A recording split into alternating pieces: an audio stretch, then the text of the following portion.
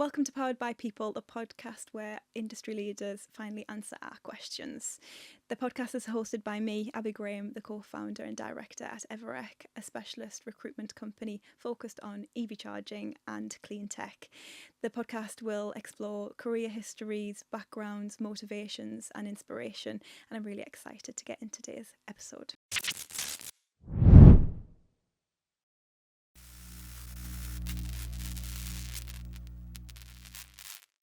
Today's guest is James Moat, the CEO and founder of evyve. He started the business at just 29 and has since gone on to raise 55 million in capital, growing one of the UK's largest independent charge point operators. Really excited to have him on today to hear about what makes him tick, all of the past that he's gone through to get to where he is now, and some tips and tricks for the industry. Hi James, thank you very much for joining me today. No, it's my pleasure. I just want to go straight into it really. Ask a quick icebreaker question that we ask to all of our guests. Okay. Would you say that you're currently running your business or is your business running you?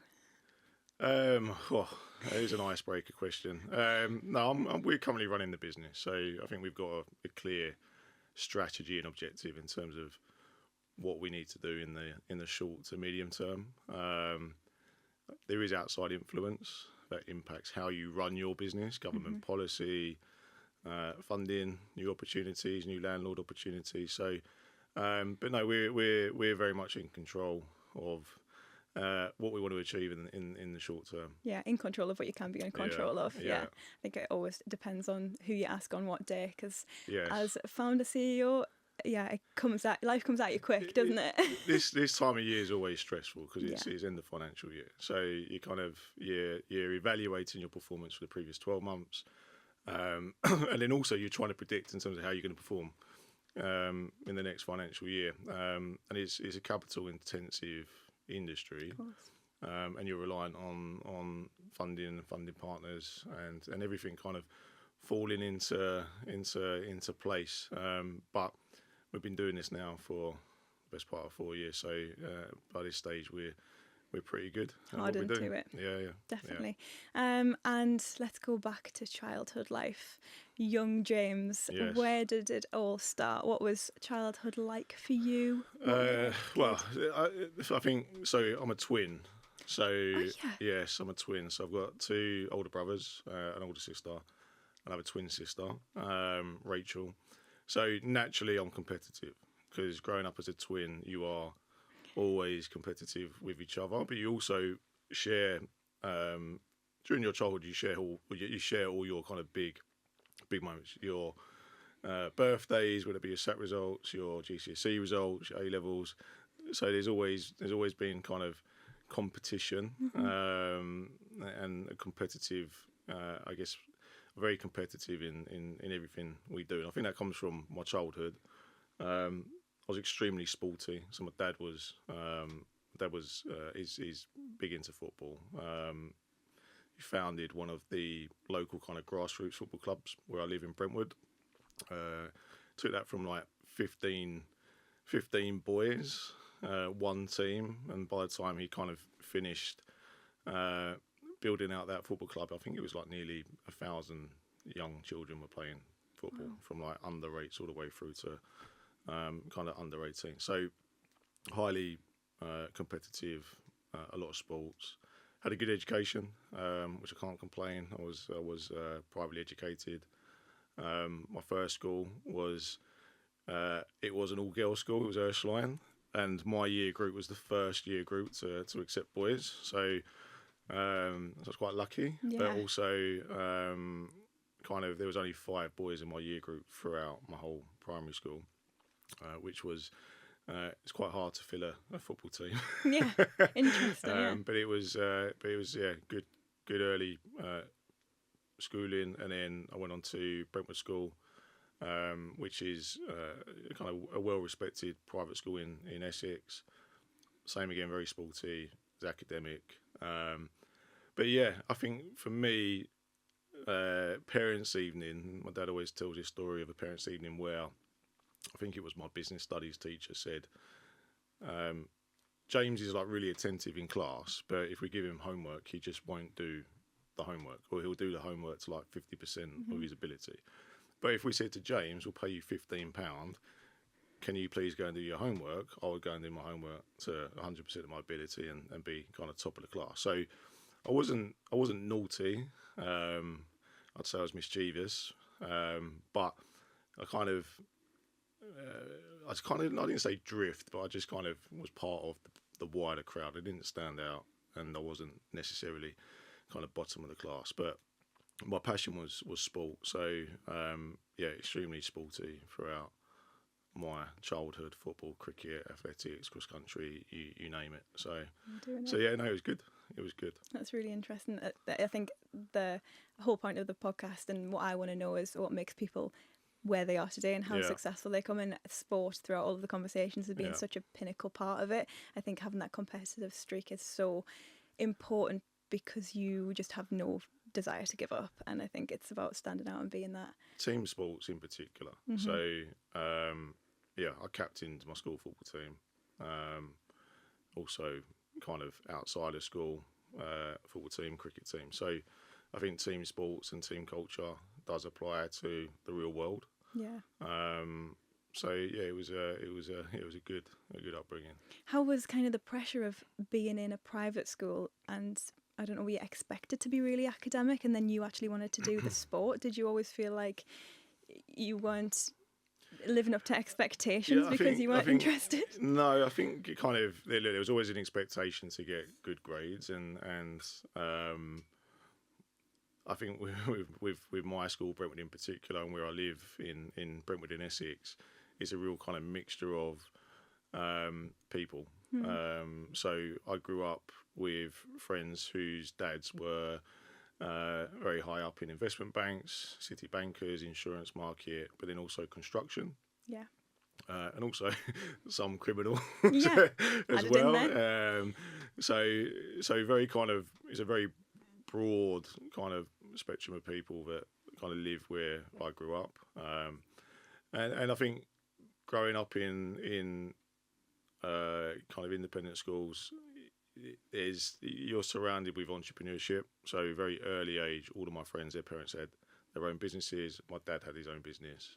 So I think when it came to 16, 17, I'd done my first year of A-levels, and then the option was, back then, was go and get a job at 16. Some of my friends went and did that. Continue with your A-levels, going to university. I started my A-levels, decided it wasn't for me, and actually went out to work. So I left school at 17. And like a lot of people who live within the area I live, you go and get a job in the city. And that was my first kind of, I guess that was my first step in my career, was I left school, went and got a job in the city working for a brokerage, which was, I'd say, probably 2007, 2008. That's really interesting. I'm going to say, what are all the dots that connected you to be where you are now, like the key pinnacle moments that have led you to... Well, I think growing up, I'd always envisaged I would go into banking or insurance, which is typical for kind of where I live, which I did. I left school, went into the banking sector.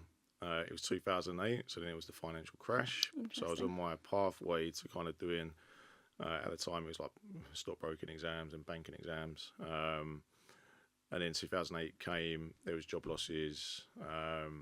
Obviously, as a youngster, then going out and trying to compete for another placement or another job elsewhere, I was competing against a much larger pool of talent who had experience.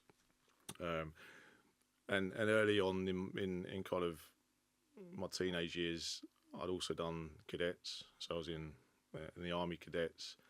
So I was floating around for about 6 months, and I was kind of spoke to my mum and said, I'm thinking about joining the military. To which point she said, no, you need to go and get a job and work. I ended up working with my dad. So my dad was in construction. He had an electrical contracting business. So 17, 18, I went and joined the family business as an apprentice electrician working on building sites. So going from the bright lights of the City of London to working on building sites was a dramatic change, but it's something that I actually took to pretty well, and enjoyed it. So It's fascinating that you can just turn your hand. Usually someone's, good at numbers and good at that corporate environment, yeah, or good at the academic side, or then good at hands-on stuff with the electrical. But yeah. I can also see you being very good in the army. I think maybe your childhood of being surrounded by all those people, you've maybe took bits of each of them, and It's therefore, team culture. So army is team. yeah. Like so, you're within a platoon. You are platoon leader or an NCO. So it's about working collaboratively as a team. The same is in construction. Like you have an objective to do a job, and you work together to complete that job, that task. So I wouldn't say I was the best electrician. I didn't actually end up spending too much time on the tools, but I spent enough time to where I had enough understanding of what an electrician was about and what the regulations requirements were,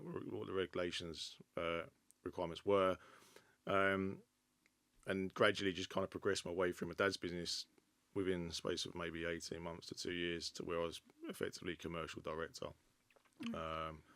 That wasn't given to me. I kind of No. naturally just took up that role. I think it's sad that people have to say stuff like that. I think Yeah. whenever you have had a family business or your family's got money or you've been in private school, you almost feel like you've got to Yeah. actually say that wasn't given. I have worked as hard as everyone else. But yeah, I appreciate the reasons behind it. Yeah.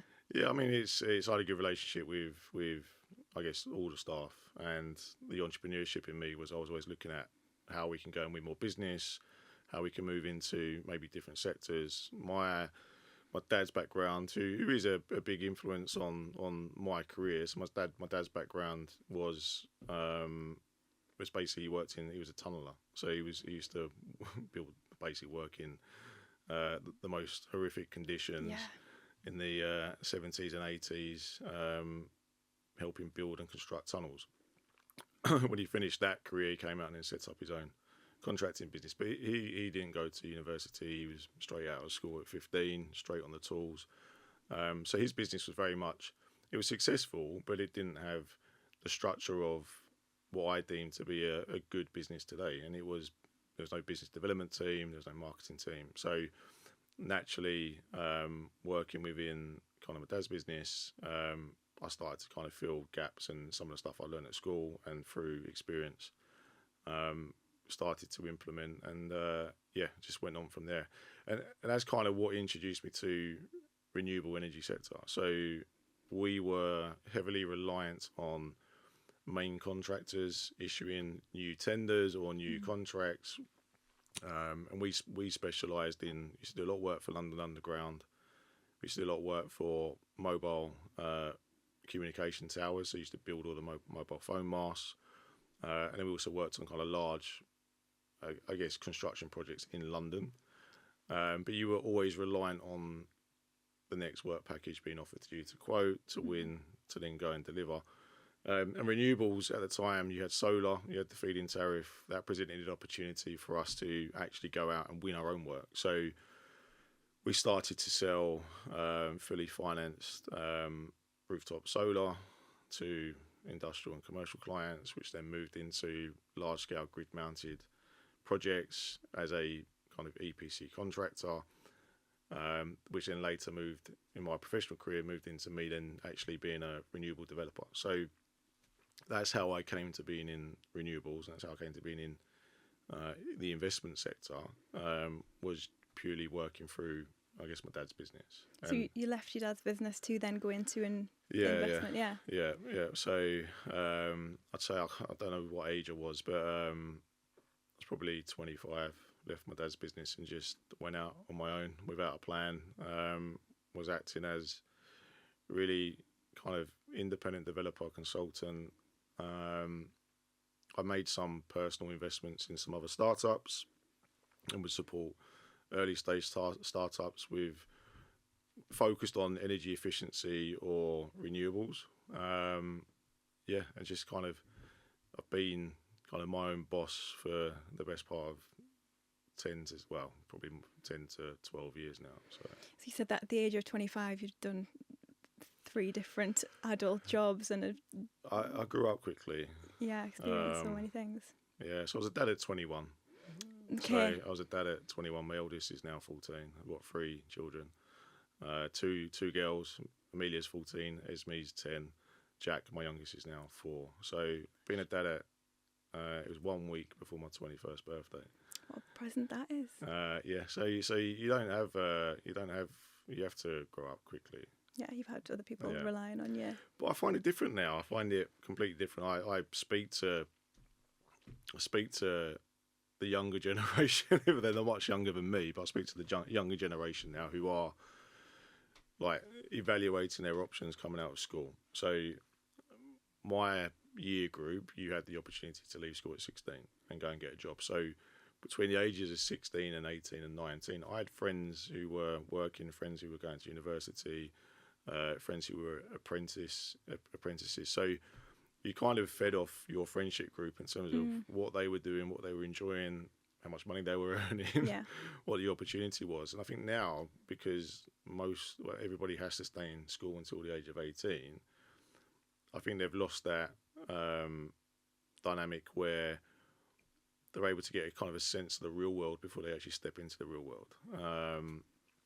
And if you speak to you speak to a lot of the young boys, it's I'm going to be a sports psychologist, I'm going to be a sports data scientist, and I always say to them now is like, should actually get into utilities. Have you looked at utilities? Have you looked at getting a trade? And most don't. Most don't know. It's not considered a career path, which it does surprise me. There's a big shortfall of resource and talent for what we need as evyve, our business, but utility infrastructure and trade is skills which are in high demand, and a lot of people don't actually consider that an option. No, I think we can see that now coming through with the skill sets that we are lacking. It's because that generation, maybe it's not an option to them, maybe they haven't been shown it, maybe it's not something that's desirable right now, and there's so many finance roles or analytics roles or techs around. But there's something needs to change within that, and maybe we can go into that a little bit later to see if you've got any tips to help that, because it is a tricky world. So you were out property developing and doing your own thing, and how then did evyve become a thing? You were only 29 at that point, so Yeah, so I mean, I was working with a number of teams and businesses and individuals. So evyve kind of progressed over, I guess, the best part of 5 years. So my co-founder and current chairman, Jim, he was managing director for a very large construction company in London when we first met. And we were just kind of talking about, similar to, I guess, how I saw my dad's business was the construction company he was at was really reliant on mega projects kind of coming out for tender and award, and we were looking at infrastructure and how we could potentially invest in infrastructure. So we were focused on large scale battery. So we actually originally founded the business as Box Energy, and we were a battery storage developer. So we were working with large property owners in water utilities, in BT was also one of our clients at the time. We were looking at really kind of distributed energy systems at grid scale, and we had some success. We developed and got away a few projects. We also looked at waste to energy, but kind of through working relationships with large real estate and property owners, EV just kept popping up in conversation. And we were asked by Green King, really, would we be interested in putting forward a bid to own and operate EV charging infrastructure across their estate. We hadn't thought about doing it before, so it was we'll look at it, we'll review it. We looked at the market, we put forward a commercial proposition which we think made sense for us as a potential investor, but also for Green King as a landlord. And we were awarded the contract. So from day one, we quickly went from kind of large scale battery to EV charging infrastructure. And originally we only saw EV infrastructure as a enabler of renewables and enabler of battery storage. We'll go and build these locations that create demand, which will then help facilitate renewables and grid scale battery. And quite quickly it evolved into something much bigger. So our partnership with Peel came at the same time, really, has been awarded Green King. So we also had been talking to Peel about renewables and battery and energy and EV. Peel had done a little bit of EV on their own estate. And we just kind of sat down and said, right, shall we just partner and kind of just give it a go and see what happens? And the original business plan for evyve was we only envisaged that probably 150 DC chargers. So to kind of see where the business is now today, and this was 2019. So we started 2019, 20, and then COVID, like slap bang in the middle. So and then out of COVID, the market kind of took off. Instavolt, Osprey, BEV, and yeah. So we've been rolling out infrastructure since June 2022. So nearly 4 years. But the foundations of evyve kind of goes all the way back to 2017, 2018. Nice. And for people that don't know what evyve is, how would you describe the business now? Yeah, so we are a pure play charge point network operator. So we're focused on DC charging, DC rapid, DC ultra, rapid charging hubs within kind of destination and en route. So Green King being our I guess our flagship landlord. We work across their managed estate. So brands such as Chef and Brewer, Hungry Horse, Flaming Grills. These are like food-led establishments, and often located next to business parks, retail parks, hotels, but on kind of main trunk roads. So yeah, our relationship with them is we effectively rent car parking spaces, we fully fund the infrastructure, the installation of that infrastructure, and then we operate the infrastructure by providing a service to drivers, whether that be fleets or drivers, by selling them electricity to recharge their vehicles. Yeah, you hugely need it at the minute, I think, with everything going on, but that's not without the ups and downs and the difficulties of it all. You touched a little bit on investment and things there. How hard has that been? It's been tough. It's been tough because I think, so in my view, we're the largest independent charge point network operator in the UK. And when I say kind of independent, it's still the founding shareholders. It's myself, my team, my early stage investors, and Peel Group. So we haven't had any new investors take any ownership in the company since we launched. And today we've raised. Collectively, we've raised and committed 55 million. So it's a huge investment. But we've required that investment because we've kind of overachieved in terms of securing locations and deployment of infrastructure. So we have consistently year on year expanded the network aggressively. And the plan is to still continue to do that. So it's tough. It's tough in terms of you're investing on average a small scale site. You'll invest £100,000. So you're investing £100,000 into a location without any guaranteed revenue. Yeah. Now that's always been, I guess, when you're coming from an investment background, is we call this merchant risk. So you're putting infrastructure in the ground. You're taking merchant risk, and there's things outside of your control which is going to influence how often your chargers are used, and that predominantly is the uptake of electric vehicles and how often people want to charge at your location. So we've done well. So we've got good utilisation, and that's because we've got good locations, and we've now got scale. So today we're approaching 1,000 DC charging bays, and we've got locations all across the UK. So we've got more than 200 locations. So we've diversified our risk in terms of our revenue is not coming from a handful of sites. It's coming from a very broad spread of 200 locations, where there's already an existing demand. Customers of Greene King, but there's also passing trade.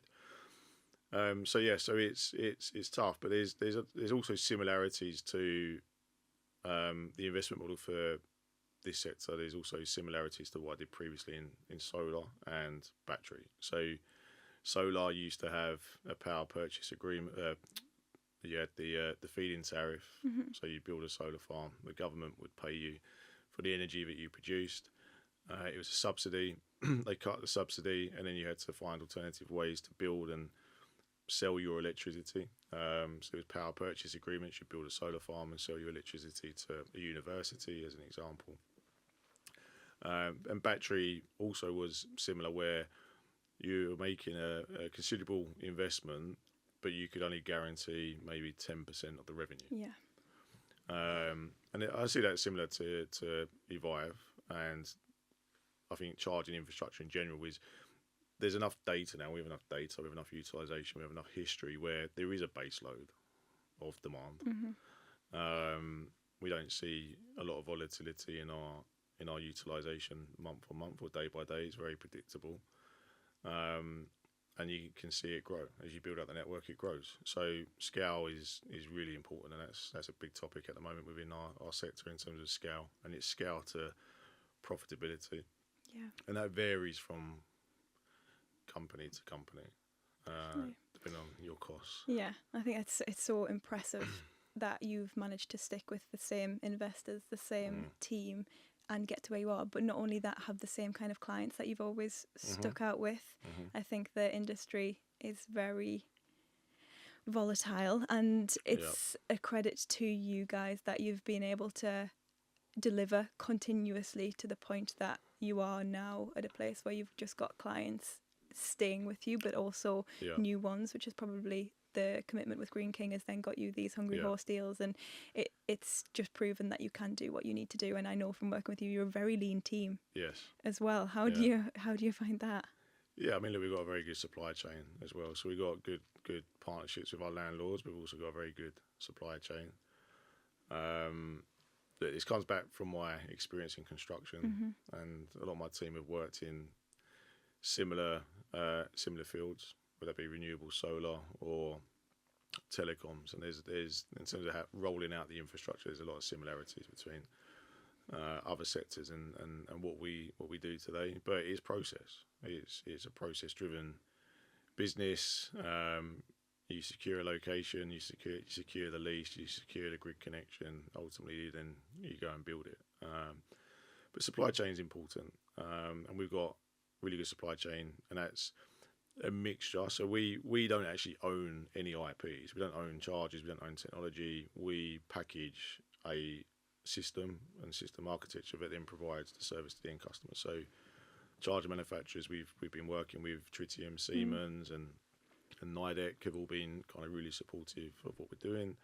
And then software is really important. The charge point management software. So publishing your locations, setting the tariffs, fault management. We're now working with Monta, which has been really good for us. That's about 4 months into that partnership. But they make our life easy, so we focus on what we're good at, and then we have a really strong supply chain around us. But yeah, you've known us now for a couple of years, and my team is pretty much the same team. We've not had any real we haven't really had any significant turnover of staff. Most of the team are still the team which have been here since day one. So I must be a good boss. Yeah, must be doing something right. Yeah. And that's another good question as well. I know I can appreciate you've got so many skills from everywhere that you've worked. Yeah. So you've got the construction background, you've got the civils and things. I suppose you'll understand how each work. But what is your actual role within evyve? Do you try and stay across everything, or do you focus on one part of the business? No, my role has been to my professional background in terms of where I'm best served in the business is corporate finance and raising capital and being a leader. So I will get into the detail to understand the process and help the team work through the process of, it comes back to construction. How do you get this built? What's the easiest way to get this built? What's the quality of the build? And then how do we work with our partners to deliver quickly and scale up efficiently?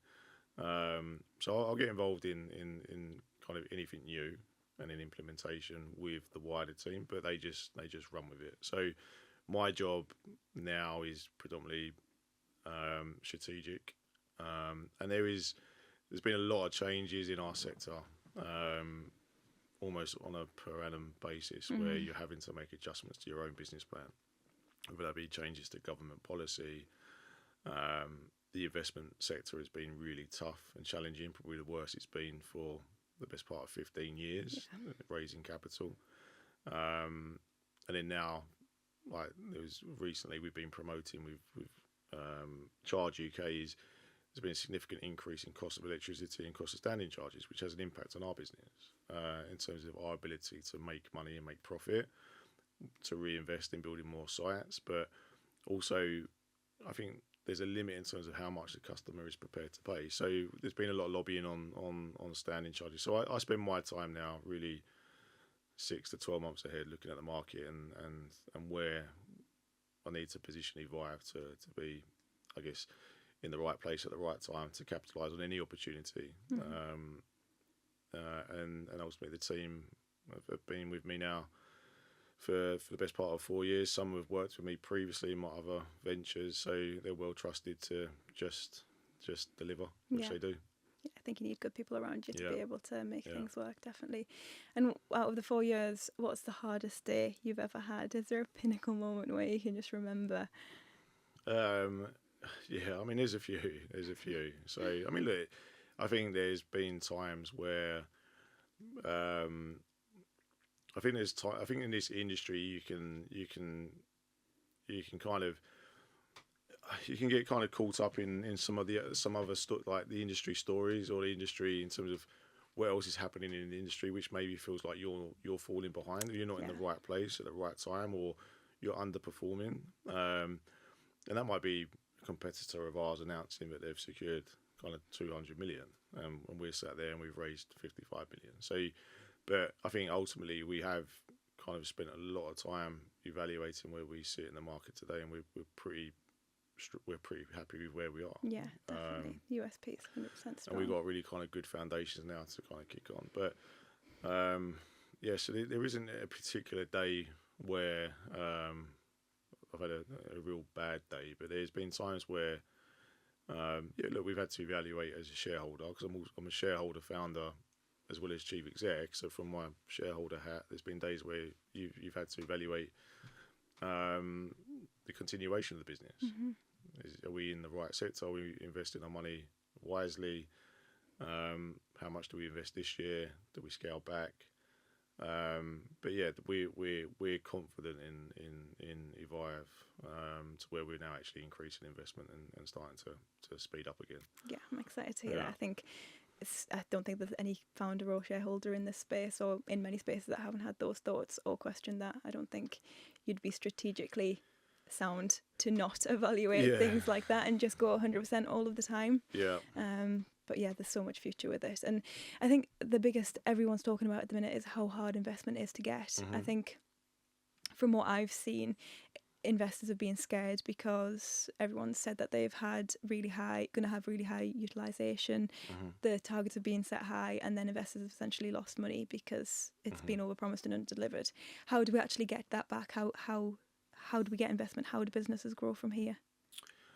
I still think the landscape for investment is still going to be challenging for the next 12 to 18 months. I think if you are a subscale CPO, i.e.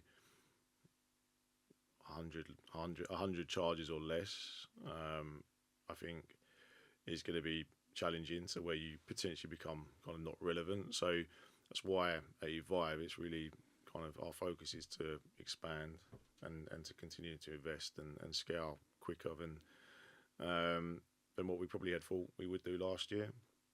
But yeah, it's market consolidation. So you're kind of going through cycles. There was the cycles of and I think it's important to say that most investment in this sector today has been commitments against a business plan. So if business plans have not been met, then that commitment falls away. And I think that's also had a bit of a negative impact on the wider sector. If a certain investor has had a bad experience, then it has a negative impact on the wider sector. But I think we're at that stage where I think everybody's waiting to see who's going to be winners or losers, and then ultimately who's going to be the platform or CPO that's going to consolidate the market. And it's all about profitability as well now. It's I think everybody has a good understanding of utilisation, and utilisation is not where I think anyone thought it would be. I personally think it's really good. Yeah, come on, bring some optimism to it. I've always come from a background of being very conservative. We're very conservative investors, so we've always modelled on worst case. So in terms of where we believe utilisation is today, we're actually happy with our performance. Yeah. Realistic expectations, potentially. Realistic expectations. That's why we've got a lean team, because we've managed costs throughout. So we haven't had to go through. We haven't kind of, I guess, we haven't kind of over-promised and under-delivered with respect to how much revenue we thought we were going to do and how much profit we're going to make, where we've then had to go and make considerable job cuts. It's been pretty consistent throughout kind of the last 4 years. I sit back now. I mean, we had our biggest ever month in December. Congrats. So we sold over a gig of energy in December. Gosh. And we're a decent sized network, but we're not the biggest network. And I remember I was talking to Fred, my colleague, who you know. Me and Fred used to celebrate our first charger having 10 charge events in a week. So I think because I've been involved in the business from day one, you go back to where we were in 2020. This was a completely new sector. Nobody really knew where it would go. And then you look at where we are now today and where the sector is in general today is really, really positive. Yeah. And unfortunately, it does feel like there is a negative dark cloud on our sector, which is annoying, because I actually think we're, the UK as a whole, we're leaders globally. Leaders in deployment of charging infrastructure. It's predominantly been done by private investment, not through government. And we've got exceptional leaders as well in our sector. There's other chief executives in our space who I hold in really high regard, and we all get on relatively well through Charge UK, which is another thing that we've done, or the sector has done off its own back, to create its own trade association to help lobby government with respect to policy. So it's a good sector to be in. Yes. I think for me, you're in the limelight in terms of as a business, which I've always been involved in sectors where you build a solar farm in a farm in the middle of nowhere, and no one really sees it. Whereas now you're very, very present. So dealing with customers has been completely new to me, and customer experience, and just dealing with customers in general, and also bumping into people. You go, what do you do? I'm involved in EV charging. Oh, I know EV charging. I use Instavolt. I use Osprey. What's the name of your network? Oh, it's evyve. Oh, yeah, I've used evyve. Okay. So it's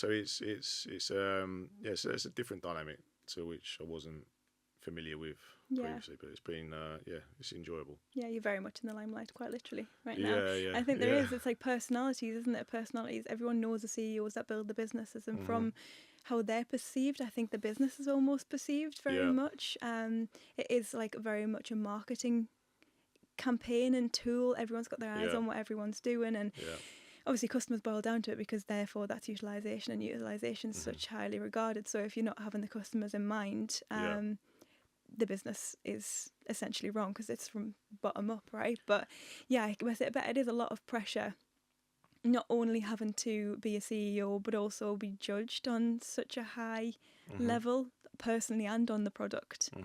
How are you finding that? I mean, I always try to do. We always, as a business, we are striving to kind of build to the highest quality with the customer in mind. There's certain things which we would want to do more of, which we can't because you might be restricted through kind of the space that you're awarded by the landlord. So accessible bays is a big talking point. We were kind of one of the first to do simultaneous charging, so a single charger supplying two charging bays, and we made our bays relatively wider to standard. So I feel like we've done a good job in trying to set a standard where there isn't really a practical standard in making sure that chargers and bays are accessible and easy to use. We've been really focused on that, but there's more I think we can do. But it's you're reliant on supply chain and technology in the last 5 years has just accelerated, particularly charging speeds. So the first charger we ever installed was a Tritium RTM 50 kilowatt. Mm-hmm. That was the fastest charger you could buy on the market. Now today you can buy 400 kilowatt distributed systems, even megawatt charging systems now are coming to the market. So the product and technology has rapidly advanced in the last kind of 3 years, which does change the customer experience. Yeah. Ultimately, customers want faster charging at a lower cost. We're delivering on faster charging. I think the sector as a whole is delivering on faster charging, and we'd all like to do it at a lower cost. Mm-hmm. But the government and certain government policies is stopping us from doing that. Yeah. So VAT is a big talking point. You pay 20% VAT to charge at public charge point locations, compared to charging up at home, you'll only pay 5% VAT. So there's a quick win there that the government should support, which is public charging at 5% VAT, and then standing charges or grid connection costs have increased certain areas by 1,000% plus in the last 2 years. And that cost is kind of burdened by us, and particularly where you're building scale ahead of time. So you're building a large scale charging hub now for future demand. It does impact the profitability of those sites in the first couple of years, Mm-hmm. potentially loss-making sites for the first couple of years, which isn't good investment. No. So I feel like that, yeah. So it's unnecessary. It's unnecessary cost. So, but yeah. So we're I think the sector as a whole is kind of working towards that. Good. Let's go on to a bit more about you and your kind of thought processes, your inspiration, what makes you tick. Has there been like that one slide and door moment in your whole career where you're like, if I didn't make that decision, I wouldn't be where I am today? Or has it been a series of events? Yeah, I mean, there's a few. So, but I think you have to back yourself. Mm. I think you have to just back yourself, and I think look, I am lucky. I have a good support network around me in terms of family and friends, and my partner, who often, yeah, I think the early stages of kind of getting towards kind of where I was establishing evyve, I think there was times where my partner would have preferred if I just went and got a job. Just was at home a little bit more often. But I think, yeah, I've always backed myself, and I think if you feel like you're really solving a problem and you're contributing to change, so big theme is decarbonisation of transport and decarbonisation of energy. Always kind of been involved in that space.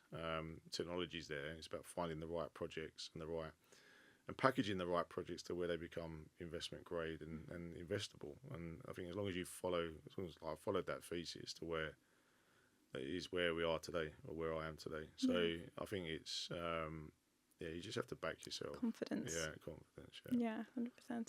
What about in terms of how you do manage everything that you've done? What is your why? Why are you doing it all?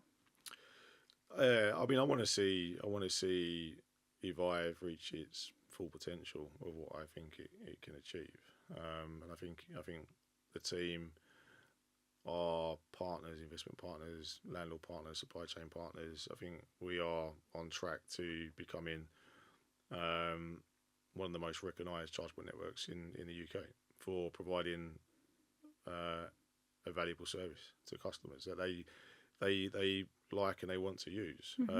So I think that's what makes me tick. And I also still feel the sector is new. It feels like everybody feels 7 years or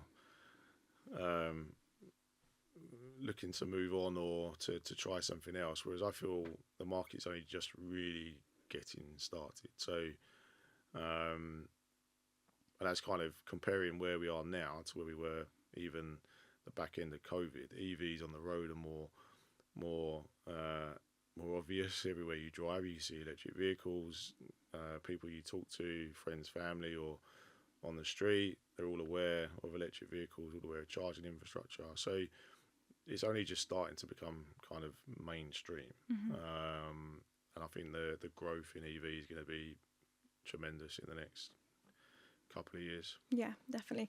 Obviously, you work so hard a lot. There's a lot of hours that go into it. What makes you sane? What do you do that keeps you going? Yeah, so I mean, it's been. I was sporty I went through a period of being very kind of sporty and athletic, and then not doing much. So I picked up running again in the last 2 years. I ran the London Marathon last year. Running the London Marathon again this year.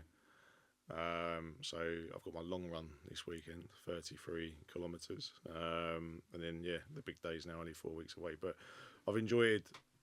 I do now kind of enjoy working and kind of just taking time out to just kind of do a bit of fitness. I think I've got more time to focus on myself now because the business is very much kind of, it runs itself, but also I'm not having to network as much as I used to. When you're building a business, you are constantly pounding the pavements, networking, putting your name out there, trying to secure new contracts, suppliers, investors. Not having to do that as much, which means less drinking, less eating out, and I can focus more kind of on myself. But yeah, I've had gym memberships for years, but I just never really got into the gym. But yeah, recently running has kind of, I won't say fallen in love with it, but it's kind of it's given me something to focus on. So, an outlet. I think it's the most crazy thing that you ran a marathon without doing any training. Yeah, so last year I ran it without any training, and I didn't run it in a good time. So there was frustration in I should have trained. The fact you even did it, I think, is good going. Yeah. So, but like work got in the way last year. So work got in the way of my training, and I think that's last year I was disappointed with the time I got. I won't say what it was, but it wasn't what I wanted to achieve. But this year kind of set a goal in terms of what I want to do, and kind of start to a plan. But like even with the business, it's we do travel. So we go to suppliers and events in Europe, and last week I was in the US, and they said you just chuck your trainers in a bag, and it actually gives you the opportunity to explore different places. So often I'll try and drag Brad, who's my chief development officer, every time I'll bring your running shoes, and I'll drag him out for a 5k or a 10k. But he loves that. Yeah, he's not a big fan of that, but yeah, so amazing. And obviously you've said a little bit more that work-life balance is becoming more important to you. Yeah. I guess when you were a young dad at 21, that wasn't maybe a luxury that you have. Have you felt now that your kids are getting older and the business is more stable, that's something that's really important to you? Yeah, look, I've grown up as well. So I'm 35 now, but I've always been very young in the positions I've held. So age sometimes is a factor when it comes to some people. So historically I've had to be very aggressive and quite arrogant in what I'm doing because age hasn't always been on my side. People would look at you and go inexperienced or not. But so now I'm not really having to battle with being 20 a 25-year-old chief exec or a 25-year-old entrepreneur. I'm older now, so I can chill out a little bit more Yeah. now It's tough. than I did. Yeah, did tough being a young previously. founder. I think either people are Yeah, really, really impressed and are like, that's amazing, how'd you get there? yeah. Or don't respect you or think that you'll have anything too valid to say. Have you struggled with that quite a bit? I mean, there's always been times where look, I've employed people previously in multiple businesses where I need to bring in experience. I think ultimately it works sometimes, but sometimes it doesn't work. Yeah. I've found just to follow your gut now in terms of, and my mindset is always not what does James Moat think. It's what's right for the business. Mm-hmm. What's right for the business. What's right for the team. And yeah, and just kind of just follow your gut. And culture is really important within a business, particularly a small business or a scale up business or a startup business. Culture is really important. So you can,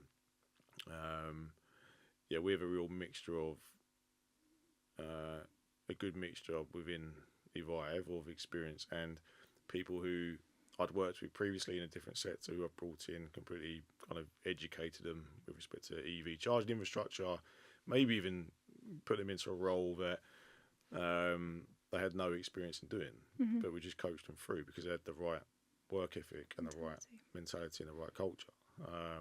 So yeah, it only takes one kind of bad apple to upset the bunch. But yeah, so I think it's well, I've learned to delegate more. Got a very good team around me, so I've learned to delegate more. I think that was probably negativity for me, probably in the early years of evyve. But evyve is very young, so you had to really kind of just be very focused on just getting to the next milestone. Yeah, it's just keeping going. I feel isn't now we're established. The company's got processes, it's got systems, we've got a clear plan of action, and it frees me up now to kind of be more high level and focus on the next thing. Definitely. And it's been such a pleasure to work with you over the last 3 years. I think you've got such a good team who are all very loyal and committed, and your retention's very high, which is unusual for the industry. I think that's probably because they back what you're saying. You know, you come from a finance background, you come from a construction background, so if you can trust in what someone's saying and you're following the leader, then it's kind of must be really a stable kind of feeling to know that someone in power knows what they're doing. But yeah, we've hired quite a few people. What do you think? I guess people will be looking or watching and listening to this that are either trying to get into the industry, that would like to work for companies like evyve. Have you got any top tips in terms of getting into the sector? I mean, look, I think there's two types of CPOs. There's the evyve type CPO, which is that we are kind of we're in our whole purpose is to invest capital into owning and operating charging infrastructure. So it has to be more dynamic. There is more of a startup culture, high growth. Sometimes there's things outside of our control which can change the course of direction. So, and I think I've interviewed people previously who've worked at maybe some of our competitors who are maybe more strategics who have entered the space of EV, and it's a bit more corporate. Will say, oh, I didn't enjoy my time there. It was very corporate, too many layers, Red tape. Wasn't dynamic enough, red tape, and they come over to evyve and they're like, oh yeah, this is the environment I want to work in. And I think vice versa, it also works other ways. I've had staff members who really do struggle with a dynamic culture or a dynamic business where it is maybe has been historically very fluid. You might be asked to do tasks which aren't in your job description, or you can work across a number of different things at once. Who are better suited to being in a more structured role. So I think anybody looking to get into the sector have got to kind of decide which one they are. Do they want structure and process and I guess it's more career path, or they want to be in a more dynamic startup type culture, and I think that's a big thing. But getting into the sector, I think what we I think value. We value experience in other sectors. So because we have been in this space now for kind of 4 to 5 years, so it's kind of we know what we're doing as a company in terms of building new locations, but it's learning from maybe different sectors, particularly around customer service now. So customer service, technology, IT. Finance, corporate finance is a big thing within the business. So it's very broad, the roles that we have within the organisation, because it covers a lot of different fields. Legal's one. We're working on legal at the moment in terms of legal and site agents and securing leases and securing heads of terms, grid connections, utilities, construction, electrical, operations and maintenance, software, admin. Finance, corporate finance. So there's a role for. There's a very broad range of roles and people we have in the business. I always say to anyone who comes on board with evyve is if you show the right level of dedication, I will progress you quickly through the business, but also will try and help you progress in your career by giving them exposure to more than just what their day job entails. So my team have been exposed to processes where we've been working with investors to raise capital, to raise debt. So they've gone through the process of capital raising. It's marketing, social media, you name it. So you get a lot of exposure to a lot more within a CPO. Yeah, vital experience. I think that you'd probably never get anywhere else, and you get the opportunity to wear a number of different hats, don't you? Which is really interesting for people. I know we just touched on slightly that there's not. I don't think there's a talent shortage. I think there's a skills shortage. About like electricians, about people that are really hands-on. Have you seen that day to day? And like you mentioned about the graduates and things, not even thinking that maybe that's a career path. What can we do to solve that? Well, I think in the early stages of our sector, it was who can we hire who's got experience within this sector. So there was a real kind of challenge to hire people. Well, to basically hire people who had experience. But the reality is this is a very new sector.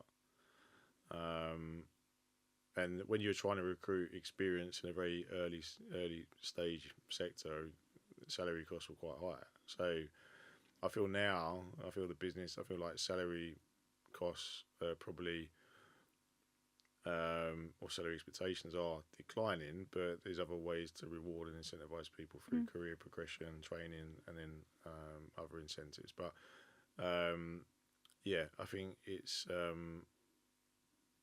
just think it's now. I just think it's completely different. But we've got some really good graduates now, and I'm surprised with some of the CVs that I receive and the roles which are being applied for, how what level of education they've got. Impressive. Yeah, I think impressive, education's been the forefront of the last few years, hasn't it? And I think it's just about that visibility of the industry, making people aware of our industry, that it is an exciting, dynamic place to be. It doesn't just mean you're going to be an electrician or you're going to just be out on site. No. I know we've placed a lot of people with your contractor, M&M, and I think the diverse opportunities that you get to look at investment, to look at buildings, to look at anything to do with renewables, I think we as recruiters maybe just need to shout about that a little bit more and make it more appealing, more attractive, so that graduates and people want to come into the sector, because it might seem pretty dull from the outside. Well, we always have a challenge writing our job roles, don't we? So I'll go, Abbey, I need to recruit this, and you go, okay, have you got a job description? No, no, but it's kind of frame it. And we'll frame it, but you kind of